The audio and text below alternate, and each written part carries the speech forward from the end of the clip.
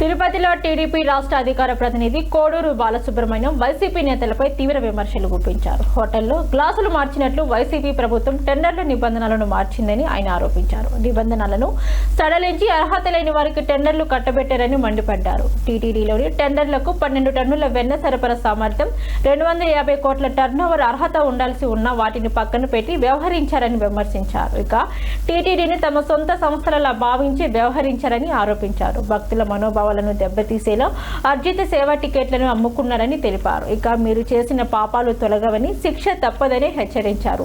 ప్రజల ఆస్తులతో భక్తుల మనోభావాలతో అల్లాడారని ఆరోపిస్తూ మీ ఆటలు ఇక సాగవని అన్నారు. అవసరమైతే వారి ఇళ్ల ముందు నిరసనకు దిగుతామని హెచ్చరించారు. ఈరోజు ఒక ముఖ్యమైన విషయం మీద తిరుపతిలో ఆంధ్ర రాష్ట్ర ప్రజలందరూ కూడా హోటల్లో గ్లాసు మార్చినట్టు వైసీపీ హయాంలో ఈ టెండర్ల ప్రక్రియ మార్చడం జరిగింది. 2019 నుంచి 24 వరకు టీటీడీలో ఏ టెండర్ వేసుకున్నా కూడా వైసీపీ ముఖ్య నాయకుల సిఫారసు లెటర్ లేనిదే టెండరు నడిచేది కాదు. టెండర్ నిబంధన అంటే లడ్డూ తయారులో కానీ ఒక టెండర్కి ఒక నిబంధన ఉంటుంది. 4 లక్షల లీటర్లతో ఆవు పాలతో ప్రతిరోజు కొనుగోలు చేయాలి మనం. ఆ టెండర్ని ఏం చేశారంటే పూర్తిగా ఎత్తేసారు. అంత అవసరం లేదు, గడిచిన 3 ఏళ్లలో ఆ కంపెనీ ఉండాలి అని ఒక నిబంధన ఉంది. దాన్ని వైసీపీ నాయకులు ఏం చేశారంటే ఒక ఏడాది కంపెనీ ఉన్నా కూడా ఆ ఏడాది నడిచిన కంపెనీకి కూడా మేము టెండర్ ఇస్తాము అని చెప్పడం జరిగింది. ఒక రోజుకి పాలలో 12 టన్నుల వెన తీయాలి, కానీ వీళ్ళు 8 టన్నులు తీస్తే చాలు. టెండర్ల ద్వారా 250 కోట్ల రూపాయలు టర్న్ ఓవర్ ఉండాల్సిన కంపెనీకి ఇవ్వాలి. వీళ్ళు ఏం చేశారు, 150 కోట్లు ఉన్నా కూడా సరిపోద్ది అంటే వీళ్ళు ఏ విధంగా తయారైనారంటే వాళ్ళ పేపర్ ఏదైతే సాక్షి పేపర్లో రాసుకుంటారో ఆ విధంగా టెండర్లు కొండపైన జరిగిన టెండర్లను కూడా ఏం చేశారు, వాళ్ళ ఇష్టారాజ్యం అంటే ఆయనకు నచ్చింది చేసేది. లైవ్లో చూసాం మనం.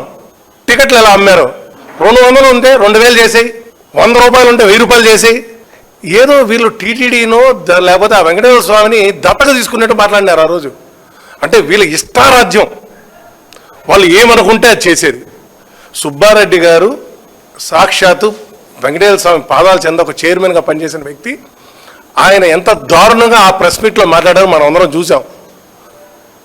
భక్తుల మనోభావాలను దెబ్బతీసే విధంగా ఆ రోజుకి ఇష్టంగా టికెట్లు అమ్ముకునేది పబ్లిక్గా చెప్పారు వాళ్ళు. అలాంటి వాళ్ళు ఒక జీవో కూడా తీసుకొచ్చారు. ట్రస్ట్లో ఏందని 371 ద్వారా ఈ మార్పులన్నీ చేసాం మేము. టీటీడీలో ఒక రిజల్యూషన్ పాస్ చేసి ఈ టెండర్లు దీనికి అన్నీ సరిపోతాయి అని చెప్పారు. పోనీ టెండర్లన్నీ సక్రమంగా చేశారు. లడ్డూ తయారీలో ఏమైనా నాణ్యత మీరు పాటించారా? దానికి మనం వస్తే వీళ్ళు ఏం చేశారంటే కొత్త టెక్నికల్ కనుక్కున్నారు. మద్యం కుంభకోణం మనం చూసాం. స్పిరిట్ లెవెల్ ఎంత పెట్టారో మనం చూసాం. స్పిరిట్ మోతాదు ఎక్కువ పెట్టి అతి నాణ్యమైన ఏదైతే ఆల్కహాల్ మన ప్రజలకు అందిస్తామో దాన్ని స్పిరిట్ లెవెల్ ఎంత పెట్టారంటే ప్రతి ఒక్కరు ఒక 1 నెల రోజులు 2 నెలలు తాగితే లివర్ సిరోసిస్ వచ్చే లెవెల్కి వచ్చేసింది.